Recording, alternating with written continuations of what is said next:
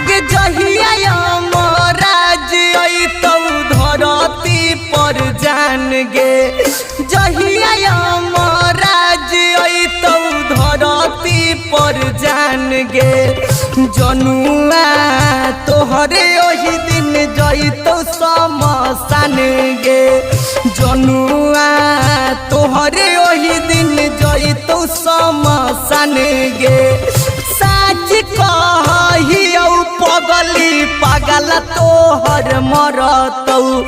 साच कहियौ पगली पागल तोहर मरतौ मंगिया में से नूर जब पिया तोहर भरतौ मंगिया में से नूर जब पिया तोहर भरतौ।